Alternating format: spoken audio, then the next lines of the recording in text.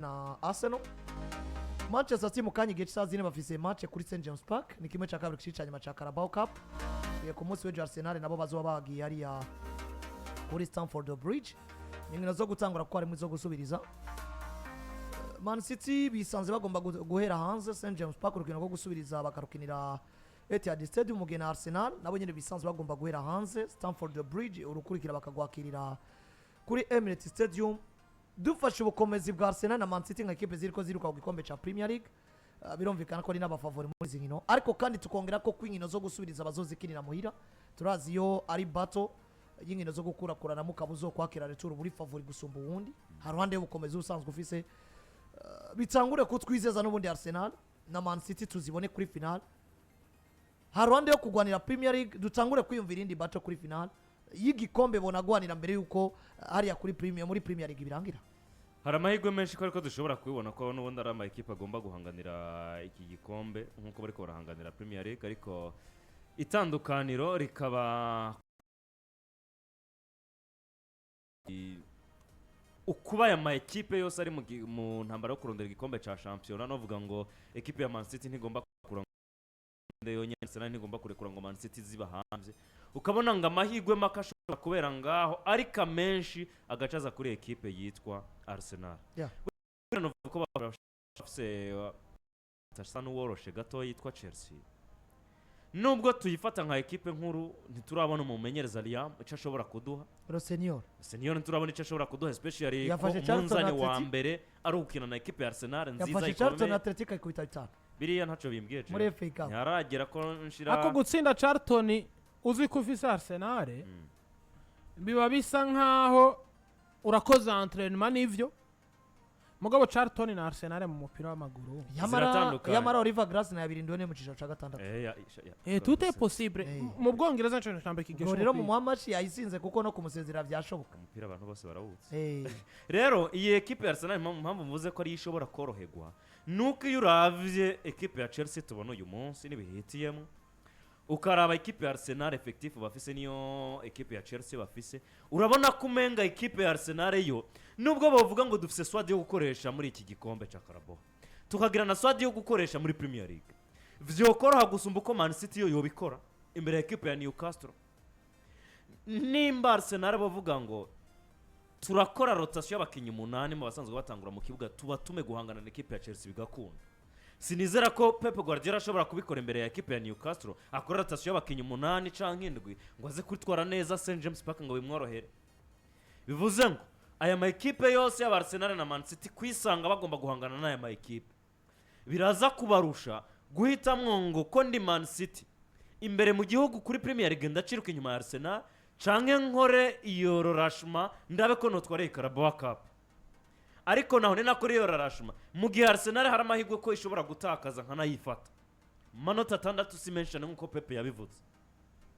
sinza kuba nihemukiye mu gihe mbona ko vyoshoboka nkaca mvuga ngo rero hari amahirwe menshi yo kubona equipe yitwa Manchester City kuwemo na equipe yitwa Newcastle nitaye ko match ya nyuma bazoyikinira muhira bitewe na effective mbona za ma equipe yamara ni Arsenal mugabo azwizina rya Mikel Arteta n'undi yasuye gukonfirma inkuru mbi y'uburyo ku munsi w'ejo kuri Stamford Bridge ashobora kuba badafise n'ubundi mugabo yitwa William Saliba, Leandro Trossard ndetse na Piero Incapié ukongera ko na Ricardo Calafiori birumvikana ko abasigaye nibo Arsenal ikibazo iyo nikiri inkuru mbi Arsenal abasigaye bokinereka niyo mpamvu navuze ngo swad bafise wibuke ko batakaje Saliba bataragarukana muskira iyo terateranya bigakunda birumvikana ko Timber ashobora kuwisanga muri Axe Central arafise Julian Timber ashobora gukina muri Axe Ben White agasubira cyangwa Ben White akaba ari wagaruka muri Axe Central vyose birashoboka kandi bose sibabi nabakinyi beza muri maposte yabo bateretse mwose bashobora kuguha umusaruro twabonye Julian Timber akina muri Axe akaba mwiza twabonye Ben White akina muri Axe akaba mwiza ariko nitwonagira ubwoba ko kwino Chelsea rimwe na rimwe iyo yegereje igikombe tita kubo bahuye cyangwa tita kubirimo abakinyi babo babazi ico gukora mu gweje iteka umwambaro w'equipe ya Chelsea nka Barisi James no munsi yasigaranye kapitana nyuma yuko abo bareranywe muri academy nka bose bagiye Chelsea sino vuga ngo bwari ubushobozi bwa Maresca bwo kunaniza ama equipe akomeye ahubwo Chelsea ubwayo jewe irafise ishusho yamaze kundemamwe iyo ufise Reece James ukagira Moises Caicedo ukagira Enzo Fernandez ukagira Neto ukagira Parba Parma na gusiba kuko hari igihe kinini nyabana nije ama equipe Cole Germain Parma ari mu mvune bifitiye akakana ka Estevao Willian uvise Garnacho uvise Joao Pedro abakinyi barakwiye kugira ngo Kaiseda barabe mu maso canke Reece James ababwire ngo tugiye gukina na Arsenal match ya kufana kupona dupfira mu kibuga canke dukirira mu kibuga tugomba tuze tunanize equipe yitwa Arsenal tukabona bifunctiona nico kintu jewe niteze kuri Arsenal kuri Chelsea cyo kunaniza Arsenal gusumba ivyo no kwitega muri Rosenio kuko ramuzi nta kintu kimwe aranyereka kumbwira ngo waratsinze Charlton ibitsindo bitanu imbere ya Arsenal ivyo watsinze Charlton Arsenal ishobora kugusanga muhirika bigupakira mu gihe abakinyi batakubereye uko wifuza mugabo hari esprit de combativité mu mugabo witwa Moises Caicedo hari esprit de combativité bano basore bafise partnership itebwo bahagati muri Mediano we na Enzo Fernandez uno muzi kino gihe nabonye bamaze ko babongeramo Reece James sinzi ngo azomugumizamo arisa agomba kuguma shibura Reece no kugumamo kwa Reece ni kawaida muri equipe mugabo sinzi ngo Reece James azoguma muri Mediano cyangwa azogaruka kuri kabiri akine systeme classique ubwanje rero mbona abakinyi ubwabo bo kwiorganiza akabwira Arteta ati ugomba uzane Saliba ugomba uzane nde waje kuri Stamford turagutsinda ariko je nemera ko nimba ari ikintu kiza kugora Arteta nuko baba abagabo bose ba equipe ya Chelsea bagomba kwemeza umumenyeza ko bamerita umwanya kandi kumwemeza no kumwemeza imbere equipe ya Arsenal equipe nziza gushika kanya muri Premier League ico nemeza nuko zino match bwa mbere zije kuri niveau ya Premier League zishobora kodwa n'uburyohe burengeye Premier League kuko no gukubitwa utaha match ya Retour birumvikana ko ushobora no gutsindwa ukavuga ati Retour ngomba kwisubira ariko kandi imigwi yitwa kari abafavori kubwanje novuga ngo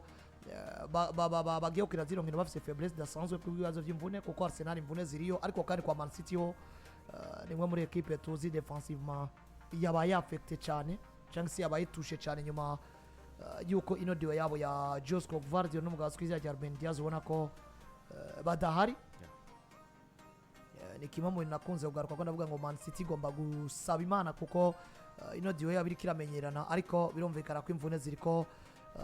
zirababanira nabi ariko harabana uvuga ngo kunywana muri Median nubwo Pepe Guardiola bihindagura kenshi ni equipe ya Newcastle by the way yatsinze equipe ya batsinze Liverpool kuri finale mwaka weza sivyo hari kino gikombe nyene sibo bagifise nibo bagifise bane defending champion nibo bagifise mu gihe iriya Crystal Palace yo ifise gikombe cha FA Cup yaranasezerewe yari gifise ubwo no kurindira tukaraba koko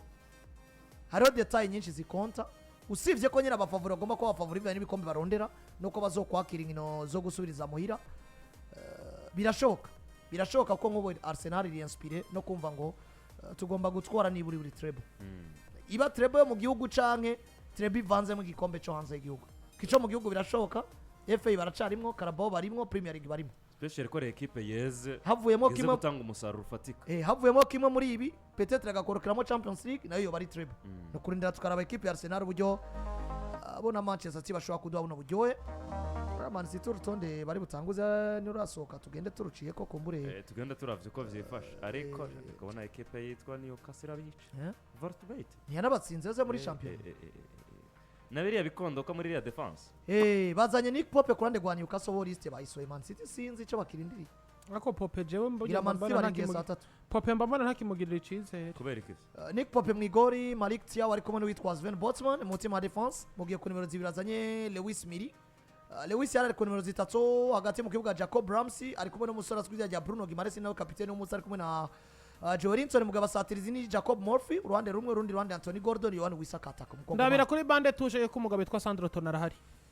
bande tuje equipe ya Newcastle United ifise nk'uwitwa Aaron Ramsdale bafise Alex Murphy bafise Kieran Trippier bafise Sandro Tonali bafise Joe Willock bafise Anthony Elanga bafise Nick Vortmaid bafise RB Barnes ndetse n'uwitwa Sin Nive ico ni kimenyetso cyuko Guardiola bagira musige kuri St James Park afise na Semenyo biragoye ubwo nimba umukongomani yatanguye umudagi yicaye muzayirwa yakitanguye musha panguwa umukongomani nakibura umudagi araza guhotora yes nuko bimeze ubwo birumvikana hariya ndabona muri bubeti Newcastle bayikubise kuri 2.57 Landry amaze kuba nazana abasore ba urumva 2.57 muri bubeti kwa Newcastle 2.57 City 2.45 kunganya 3.60 abantu bitorera amafaranga kwa City bazanye James Trafford mu igori Kusanov na Alain mutima wa defense birumvikana ko defense yabo muri kino gihe muri pani dasanzwe Pepe Guardiola arasuzugura Nathan akari bamfu mu gihe Matheus Nunes ari buryo hagati mu kibuga yateretsemo Nico Oreri imbere wacu aterekamo abasore bagera kuri bane Jeremy Doku, Phil Foden, Bernardo Silva ndetse na Antoine Semenyo ari ngurota ndakata mugabo kwa Pepe Guardiola ugize marche bane umwe ndayite marchance iyo ugize marchance kwa Guardiola ukamenya umupira ubwogo no system nguyu Oreri n'umukasera rino jo ugakina Oreri n'umukasera rino jo Oreri ari kubona Bernardo Silva n'uwitwa Phil Foden